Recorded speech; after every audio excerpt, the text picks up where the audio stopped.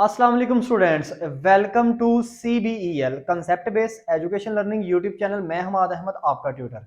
आज के इस लेक्चर में हम बात करेंगे FSC पार्ट 1 जिसे इंटरमीडिएट पार्ट 1 भी कहते हैं और इसका सब्जेक्ट है फिजिक्स। फिजिक्स का आज हम टॉपिक करेंगे topic 3.6 that is Newton laws of motion. आज के इस लेक्चर में हम न्यूटन्स के लॉ डिस्कस करेंगे।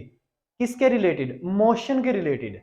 So students, I am sure, मैं आपको गारंटी से कहता हूं कि 90 से 95% बच्चे ऐसे हैं जिनको न्यूटन के इन तीनों लॉ के कंसेप्ट नहीं पते। हाँ, उन्होंने रट्टा फुल लगाया हुआ है।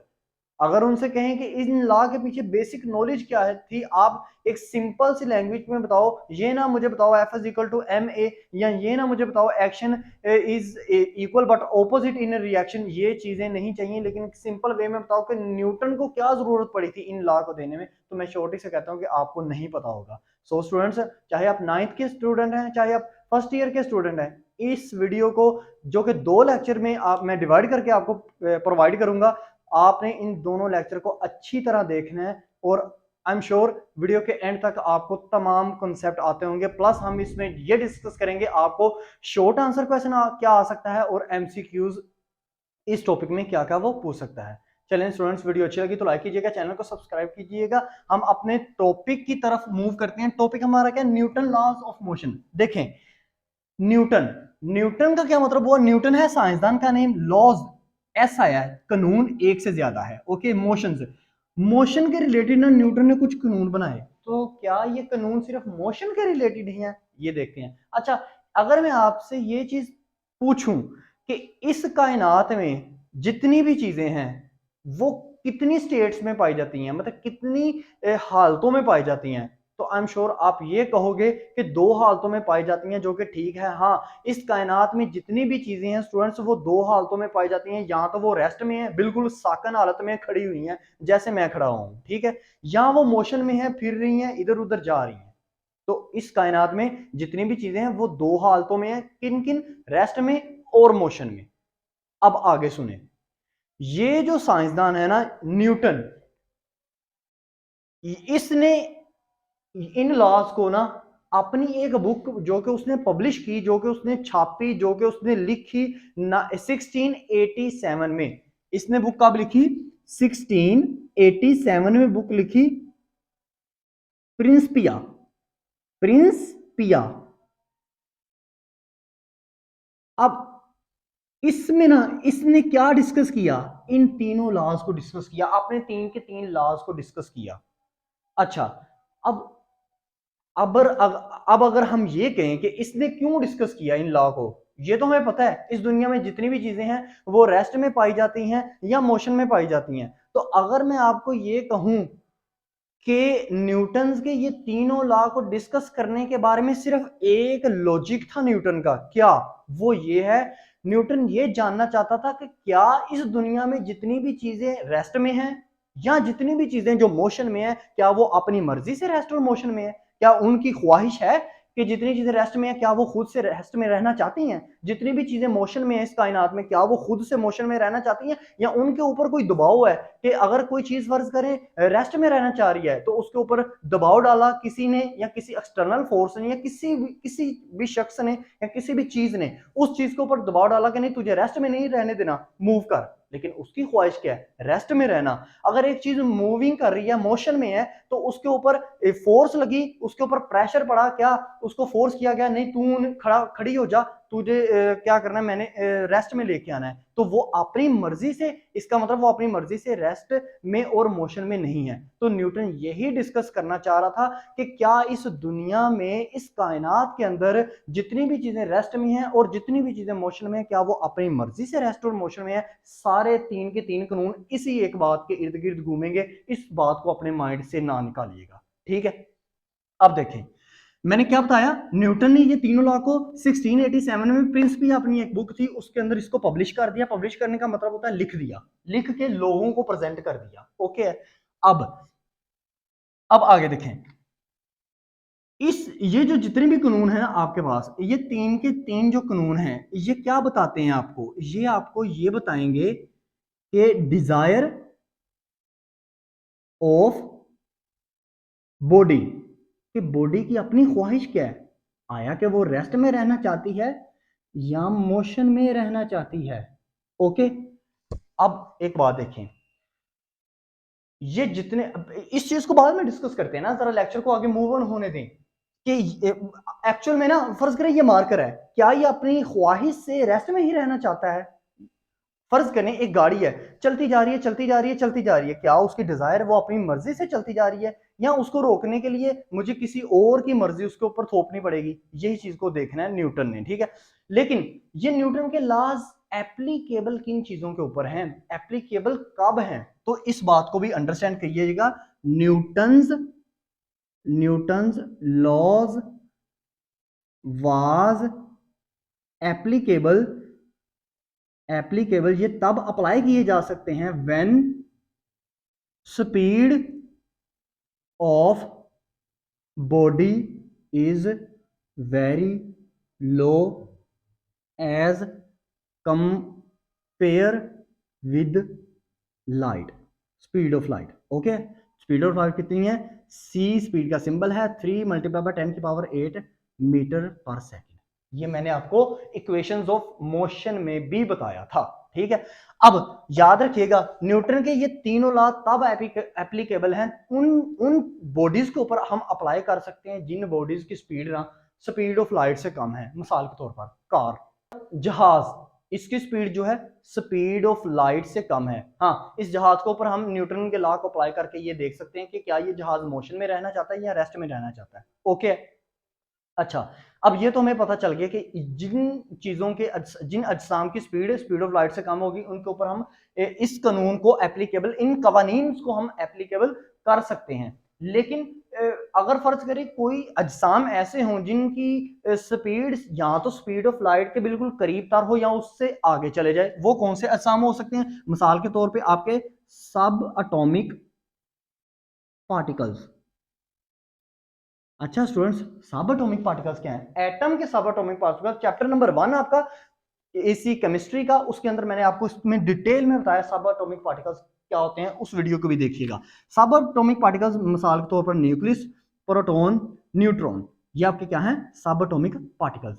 अब इनकी स्पीड जो है स्टूडेंट, इनकी स्पीड स्पीड ऑफ लाइट के करीब तर होती है। ओके, और ये डिस्कवर किसने किए थे? ये किए थे एल्बर्ट आइंस्टाइन ने स्टूडेंट इनको डिस्कवर किया था। उसने कहा था कि इन चीजों के ऊपर हम न्यूटन्स के लॉ को नहीं अप्लाई कर सकते क्योंकि इनकी जो स्पीड है वो स्पीड ऑफ लाइट के करीब तर है, और अगर स्पीड ऑफ लाइट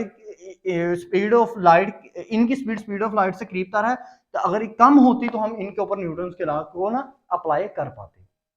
अब देखें, अब हम क्या पढ़ेंगे? अब हम पढ़ते हैं Newton first law of motion. Newton first law. अब ना स्टूडेंट्स, न्यूटन के पहले लॉ को ना पढ़ने से पहले एक छोटी सी ना थ्योरी आपने अपने माइंड में रखनी है। क्या? हम ये तो देखें, अक्सर स्टूडेंट्स ये क्वेश्चन भी करते हैं, वो कहते हैं कि सर अब देखिए ना, इस दुनिया में ना चीजें या तो रेस्ट में रहना चाहती हैं या मोशन में रहना चाहती हैं, तो ये न्यूटन साहब को क्यों इतनी जरूरत पड़ी थी अपना पहला लॉ इंट्रोड्यूस करते वक्त कि उसको पता भी है कि चीजें या रेस्ट में रहेंगी या मोशन में रहेंगी? तो सर वो उनकी मर्जी है तो वो रेस्ट या मोशन में है, तो पहले ये जांचते हैं कि क्या उनकी मर्जी थी, यानी कि न्यूटन के लॉ को, पहले लॉ को आने से पहले दुनिया में क्या थ्योरी पाई जाती थी, क्या तस्वुर पाया जाता था, लोग क्या सोचते थे, ठीक है ना, ये देखते हैं। अच्छा, मिसाल के तौर पर एक मिसाल को समझिएगा, एक बॉल है मेरे पास, मिसाल के तौर पर ये मेरे पास ना बॉल है, ये ऐसे ना पड़ी हुई है जमीन पे। अब एक दिन बाद में आऊं इसके पास, इस बॉल के पास 2 दिन बाद आऊं, 3 दिन बाद आऊं, 10 दिन बाद आऊं, 100 दिन बाद आऊं, ये पड़ी ही रहेगी, रेस्ट की हालत में रहेगी जब तक इसको मैं छेड़ूंगा नहीं। इसके ऊपर छेड़ने का मतलब यह है कि इसके ऊपर कोई फोर्स नहीं लगाऊंगा, ठीक है। लेकिन फोर्स नहीं लगाऊंगा तो ये रेस्ट में रहेगी। तो पहले के साइंटिस्ट ये कहते थे, न्यूटन के पहले के साइंटिस्ट ये कहते थे, अ बॉडी, ये अब पॉइंट्स अपने अपने माइंड में रखने हैं, अ बॉडी रिमेन, अब नहीं, a body at rest remain at rest, कि एक बॉडी जो रेस्ट में पड़ी हुई है ना वो हमेशा हमेशा के लिए रेस्ट में ही रहेगी। पहले के साइंटिस्ट ये कहते थे, न्यूटन से पहले के साइंटिस्ट। अब देखते हैं, फर्ज करें ये बॉल है, इसी बॉल को ना मैंने अब थ्रो करवा दिया, ये यहां से चलती चलती चलती चलती एक वक्त आना है, इसने रुकना है, यहां पे जाके ये रुक गई। तो फिर साइंसदानों ने क्या कहा, उन्होंने कहा कि एक बॉडी फर्ज करें मोशन में भी है ना, तो वो मोशन में होने के बावजूद एक जगह पे जाके, एक सिचुएशन पे जाके, एक टाइम ऐसा आएगा, एक वक्त ऐसा आएगा, वो फिर रेस्ट में चले जाएगी। तो इसका मतलब है वो क्या कहते थे, सेकंड उनका क्या कंसेप्ट था, उनका कंसेप्ट ये था, a body in motion is come in rest. कि एक बॉडी अगर मोशन या यूनिफॉर्म मोशन, इसको आप कह लो ना यूनिफॉर्म मोशन, अगर एक बॉडी यूनिफॉर्म मोशन में है, चलती जा रही है चलती जा रही है, एक वक्त ऐसा आना है उसने रेस्ट में रहना है। यानी कि न्यूटन से पहले जो साइंटिस्ट है ना, वो भला क्या सोचते थे, चाहे चीज रेस्ट में पड़ी हो चाहे चीज मोशन में पड़ी हो, हमेशा वो चीज एक वक्त ऐसा आएगा वो रेस्ट में ही रहेगी। न्यूटन कहता था नहीं, ये नहीं हो सकता कभी भी, ये ला कभी भी नहीं हो सकता, ये काम हो ही नहीं सकता इस दुनिया में। ये क्या बात हुई कि एक चीज अगर मोशन में है तो उसकी अपनी ख्वाहिश भी यही है कि उसने मोशन में ही रहना है। अब न्यूटन ने क्या कहा, यहां से ना एक पॉइंट न्यूटन ने पकड़ा, सिर्फ एक पॉइंट। उसने कहा फर्ज करो तुम लोग तो कहते हो कि फ्रिक्शन भी पाई जाती है, फ्रिक्शन का क्या काम होता है स्टूडेंट्स, आपको पता होगा फ्रिक्शन क्या करती है। फ्रिक्शन कोई भी चीज अगर चल रही है मोशन में तो उसको रोकती है, आपको पता है ना, फ्रिक्शन दबाव डालती है, उसकी रफ्तार को कम करती है, उसकी स्पीड को कम करती है। उसने उसने न्यूटन ने कहा कि ये जो बॉल तुम लोगों ने फेंकी ना जब, तो वो फेंकने के बाद एक वक्त ऐसा आया जहां पे जाके ये रुक गई, तो वो रुकी, इस बॉल की ख्वाहिश नहीं था रुकना, ये बॉल चाहती थी कि मैं चलता चलती रहूं चलती रहूं चलती रहूं, लेकिन फ्रिक्शन एक ऐसा अमल था, फ्रिक्शन ने इसको मजबूर कर दिया रुकने के ऊपर, ये बॉल नहीं थी चाहती रुकना।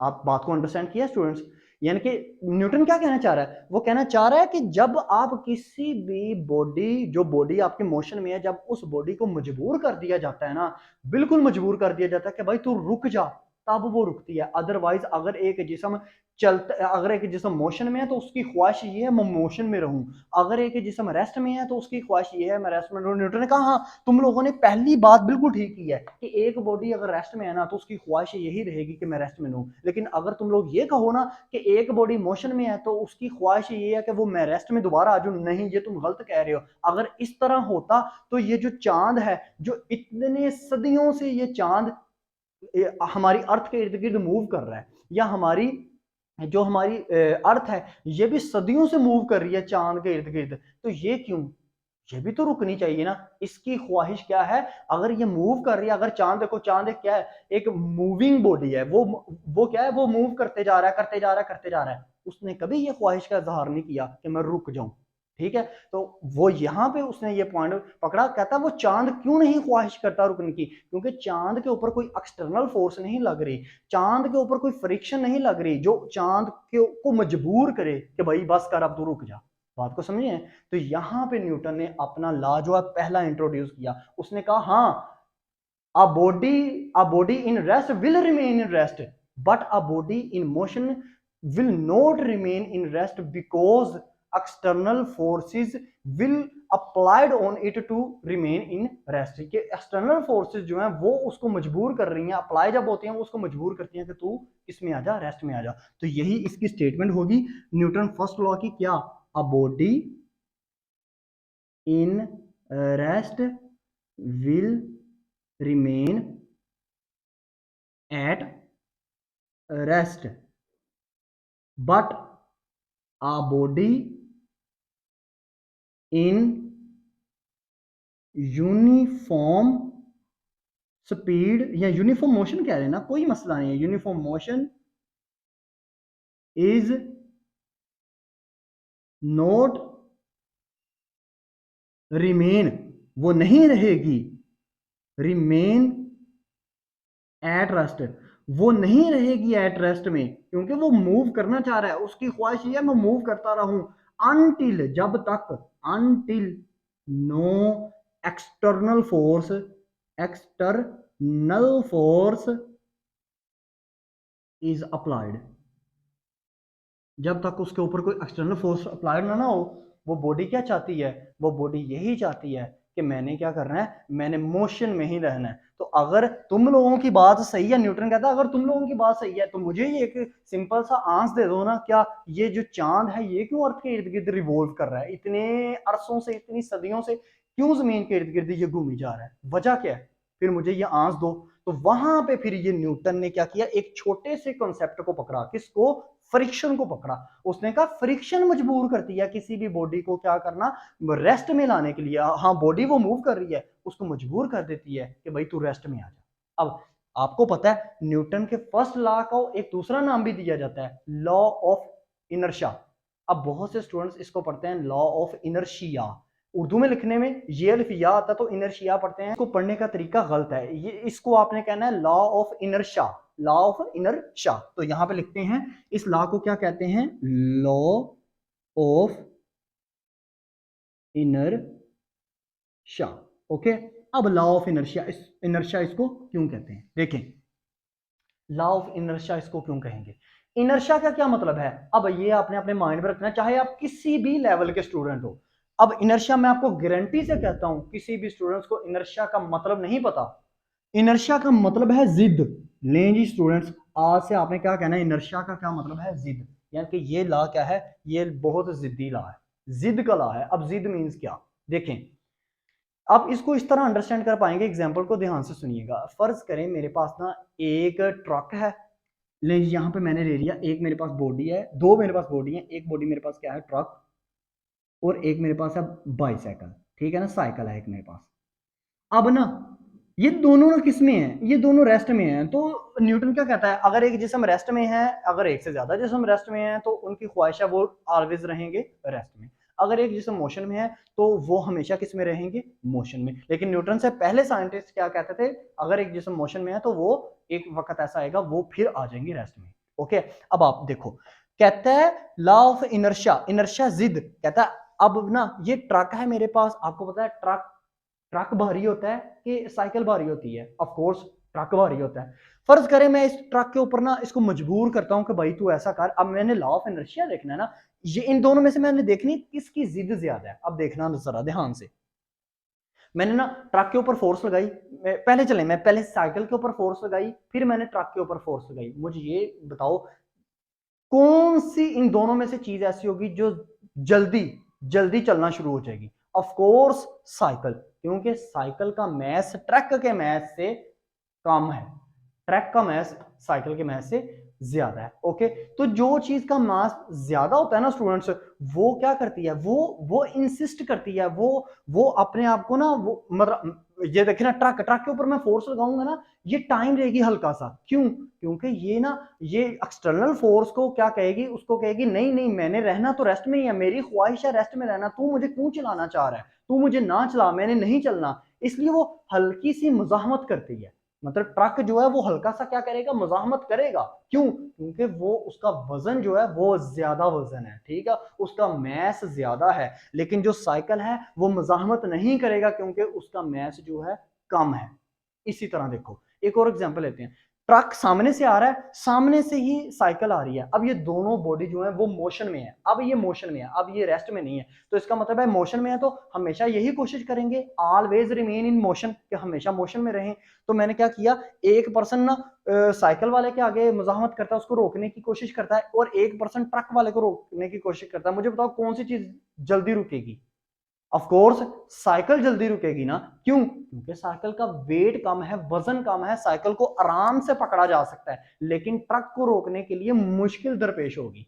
सही है, तो इसका मतलब क्या हुआ, लॉ ऑफ इनर्शिया, इनर्शिया आपको क्या कहता है, वो कहता है हाँ एक चीज रेस्ट में है तो वो रेस्ट में रहेगी, एक चीज मोशन में है तो वो मोशन में रहेगी। कब तक, जब आप ये देख लो कि उसका अगर मैस ज्यादा है ना, तो याद रखना वो चीज अपने आप को मजाहमत करेगी, वो ये कोशिश करेगी कि ये जो एक्सटर्नल फोर्स मेरे ऊपर अप्लाई हो रही है ना, ये मेरे ऊपर अप्लाई ना हो। एक मिनट के लिए वो ये ख्याल करेगी कि मेरे अंदर जो ताकत है ये इस एक्सटर्नल फोर्स जो मेरे बरूनी में जो मेरे ऊपर ताकत लग रही है, मेरी ताकत इससे ज्यादा है, लेकिन उसको ये नहीं पता होता कि बरूनी ताकत तेरे वाली ताकत से कम है। ताकत एक अलग चीज है, मास एक अलग चीज है, लेकिन वो हल्की सी मुजाहमत तो करेगी, लेकिन साइकिल तो हल्की सी मुजाहमत नहीं करेगा। तो इसका मतलब है लॉ ऑफ इनर्शिया आपके पास क्या है, it is a property, it is a property, it is a property which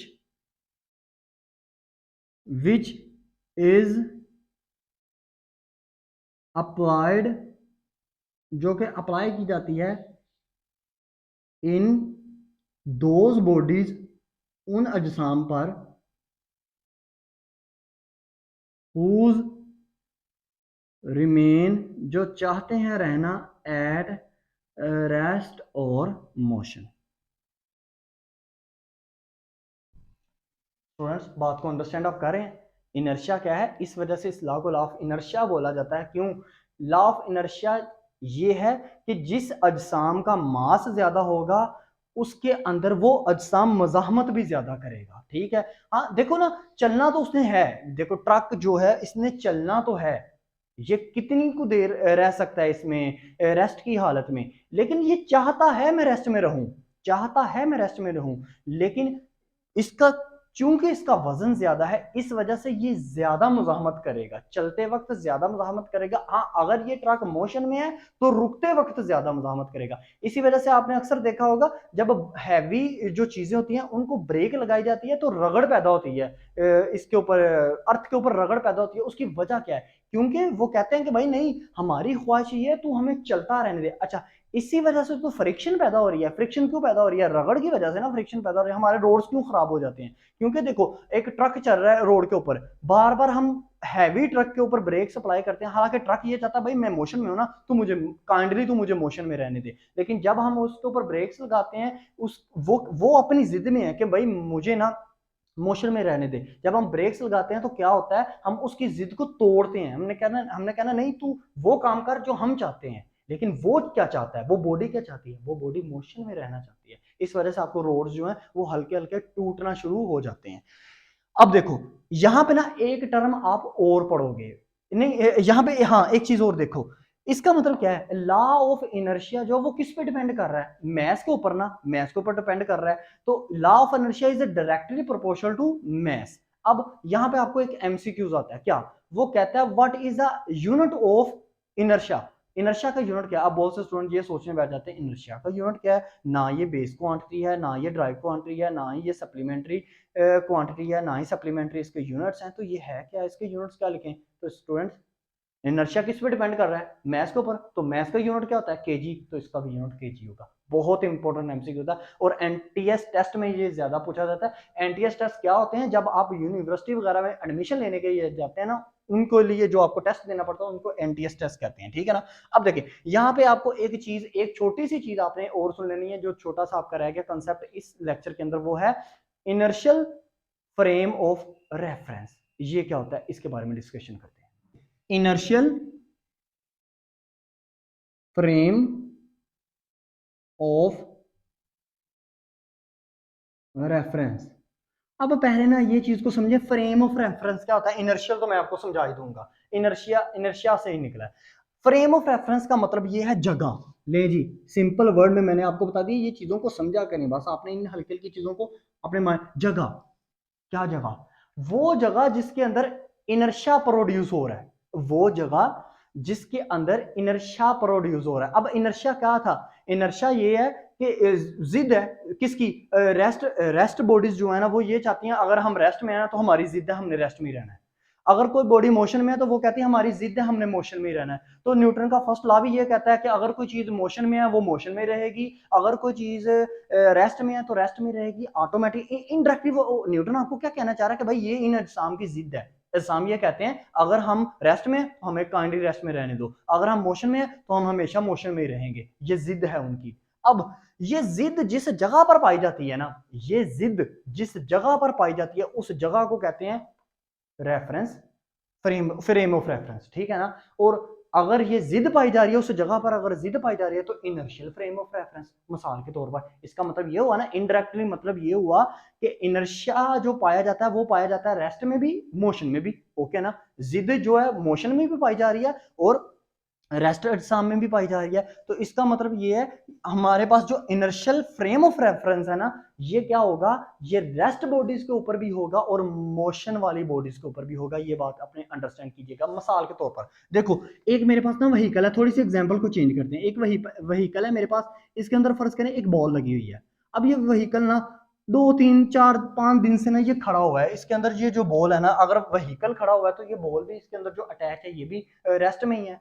अब ये व्हीकल, ये सारा ये जो आपको फ्रेम नजर आ रहा है ना, यहां तक ये इसकी जगह, इसको हम जगह कहेंगे ना, फ्रेम ऑफ रेफरेंस कहेंगे। इस फ्रेम को हम क्या कहेंगे, फ्रेम ऑफ रेफरेंस। कि भाई यहाँ ये जो टायर है ना मेरे पास, ये जो व्हीकल है मेरे पास, ये मेरे पास क्या है, फ्रेम ऑफ रेफरेंस है। अब इसके अंदर ये जो बॉडी है ना, ये जो आपको बॉल नजर आ रहा है, ये चाहता है कि मैं रेस्ट में रहूं, तो इसका मतलब इसकी जिद क्या है, रेस्ट में रहना। तो हम इसको क्या कहेंगे, inertial frame of reference. Okay students, अब देखें, अब फर्ज करें हमारा चांद है, ये ने जी, ये चांद है। अब ये क्या चाहता है, ये चाहता है मैं अर्थ के इर्द गिर्द ना, अर्थ के इर्द गिर्द मोशन में रहूं। अब चांद की जिद है ना, चांद हमेशा मोशन में ही रहता है, ठीक है। अब यहाँ पे फ्रेम ऑफ रेफरेंस चांद का क्या होगा, अब चांद आपको पता है किसके इर्द गिर्द रिवॉल्व करता रहता है, अर्थ के। तो इसका मतलब हमारी जितनी भी अर्थ है ना, ये आपके क्या है, ये फ्रेम ऑफ रेफरेंस है। अब चांद क्या चाहता है, चांद चाहता है मैं घूमता रहूं, मोशन में रहूं। तो इसका मतलब है ये चांद की क्या कहलाएगी, अर्थ चांद की क्या कहलाएगी, इनर्शियल फ्रेम ऑफ रेफरेंस। लेकिन स्टूडेंट इतना सिंपल सा कंसेप्ट है, आपको इतनी ज्यादा घूमने की परेशान होने की जरूरत नहीं है, ठीक है। अब इसका मतलब है इनर्शियल फ्रेम ऑफ रेफरेंस आपका दो तरह से हो सकता है। जो बॉडी रेस्ट में है तो उनका इनर्शियल फ्रेम ऑफ क्या रेफरेंस क्या होगा, रेस्ट में होगा। जो बॉडीज मोशन में है तो उनका इनर्शियल फ्रेम ऑफ रेफरेंस क्या होगा, मोशन में होगा। आज के इस टॉपिक में मैंने आपको फर्स्ट लॉ ऑफ न्यूटन करवाया, न्यूटन का पहला लॉ करवाया, क्योंकि आपको जरा थोड़ा सा कंसेप्ट वाइज बताना है। इसलिए नेक्स्ट आने वाली वीडियो में मैं आपसे सेकंड लॉ और न्यूटन का थर्ड लॉ शेयर करूंगा, फिर हम ये टॉपिक 2.6 को कंप्लीट कर देंगे। वीडियो अच्छी लगी तो लाइक कीजिएगा, चैनल को सब्सक्राइब कीजिएगा, क्योंकि इस चैनल के थ्रू ज्यादा से ज्यादा कोशिश ये है कि आप स्टूडेंट्स के लेवल तक जाके ना, इतनी सिंपल लेवल तक जाके समझाया जाए, ताकि आप स्टूडेंट्स को चीज समझ में आ जाए। याद तो आप कर ही लोगे, ठीक है ना स्टूडेंट्स, तो आपको चीजें समझ में आ जाए, बस यही हमारे लिए बहुत ज्यादा है। वीडियो अच्छी लगी लाइक कीजिएगा, चैनल को सब्सक्राइब कीजिएगा। अब तक लेते नहीं, अपना ख्याल रखें, अपने इस यूट्यूब चैनल का भी। अल्लाह हाफिज।